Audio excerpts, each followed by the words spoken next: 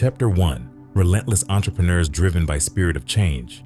It's amazing how everyone wants to be an entrepreneur these days, but if we were to go back in time to just a few decades ago, you'll see that not many people wanted to venture into the risky world of entrepreneurship. There was job security, and most people worked in one career all their active years, so there was no motivation to take the risk. Things have changed incredibly. Multiple economic depressions and a global recession have forced millions out of their stable jobs. As such, the desire for freedom and control over the future has made entrepreneurship something to be desired.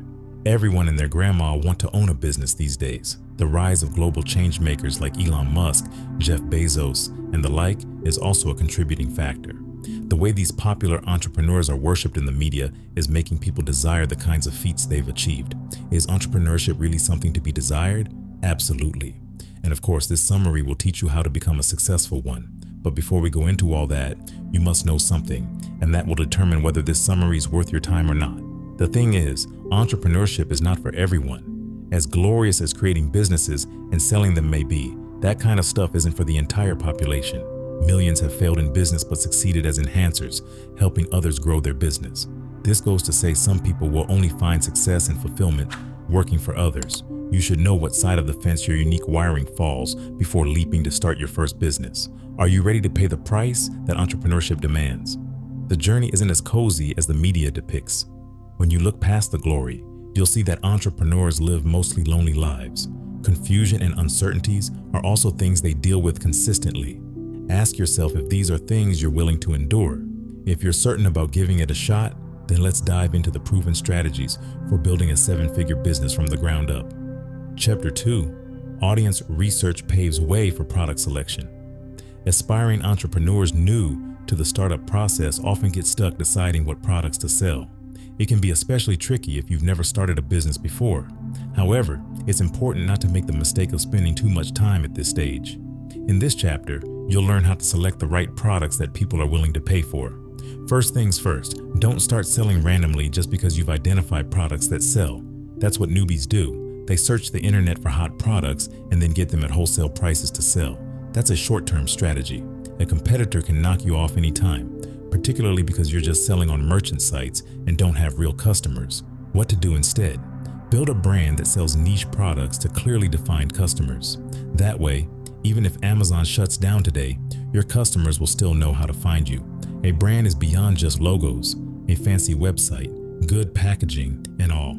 Those things are important, but they aren't what makes a brand. For your business to be called a brand, it has to serve a particular market segment with products that are dear to that market. For example, selling female clothes randomly on Amazon is a good business, and it can be profitable.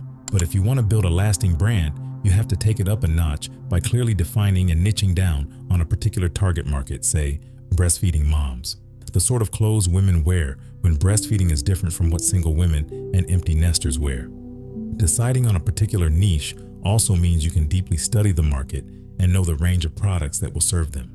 Ideally, you should have 3 to 5 products serving the same audience. It could be more, but you can also start with just one product and develop others as you grow. How to find a product to sell. Scratch your own itch is a startup term that simply means identifying a problem you have, creating a solution for it, and selling that solution to others. But it mustn't be your own problem. It should be one the people around you have. Identifying the problem will give you ideas on the sort of product you can create to solve it. This product could be something novel or an improvement of what already exists. Did you know? Color is said to increase brand recognition by up to 80%. Chapter 3. Creating successful products is easy. You've found an ideal market you want to serve and have an idea of the kind of product they need. What's needed now is to create the product. How do you go about it? It's quite easy. All you have to do is find private label companies in your region or contact contract manufacturers on Alibaba.com. There are other online platforms for connecting with contract manufacturers. You could Google them, but you probably won't need that because numerous Chinese manufacturing companies are waiting on Alibaba to take your orders. Once you find a suitable manufacturer, the next step is sharing your ideas with them. Be as clear about it as possible. You'll discuss prices and the turnaround time you should expect for the products.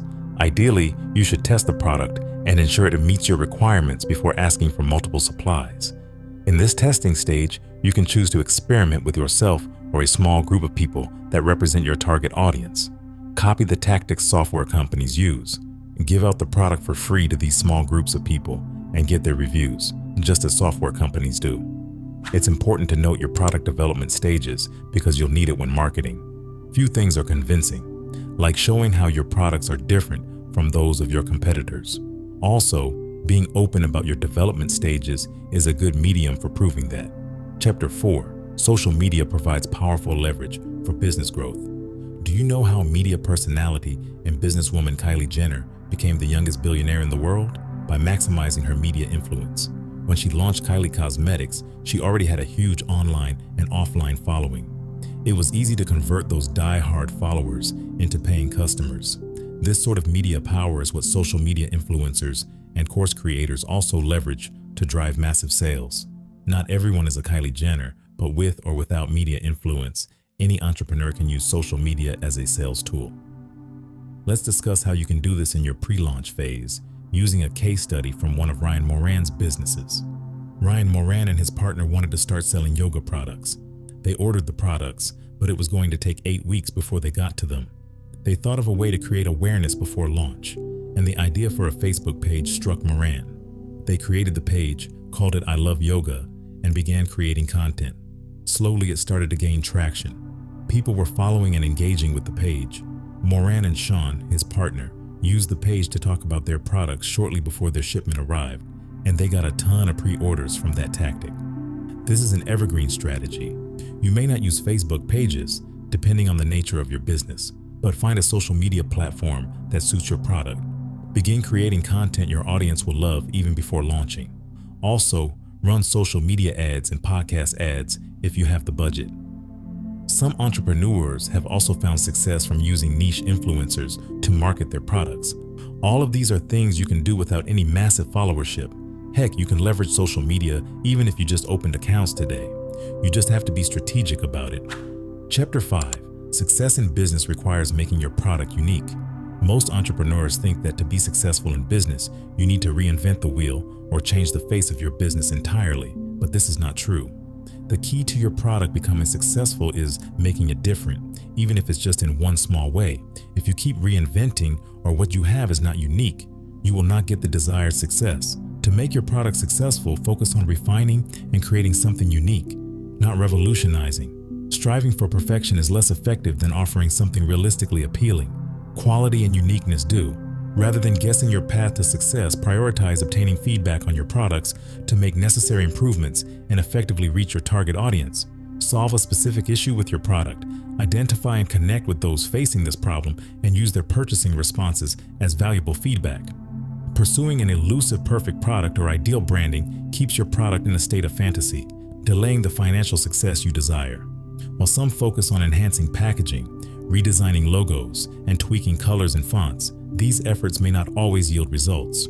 What matters is if the product resonates with your customers, they will buy it regardless of the packaging. Branding, logos, and design play a role in expanding your market presence, but these can evolve over time. Immediate focus should be on avoiding barriers to sales.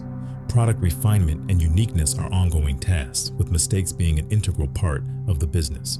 Remember, no amount of planning can guarantee a flawless operation. Did you know?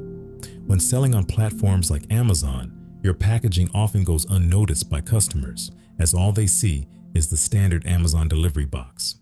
Chapter 6. Money is a double-edged sword. It can grow your business or kill it. A good piece of advice for entrepreneurs is to start small and grow fast. You want to bootstrap your business for as long as possible, because doing this will give you the independence you need to grow and learn at your own pace.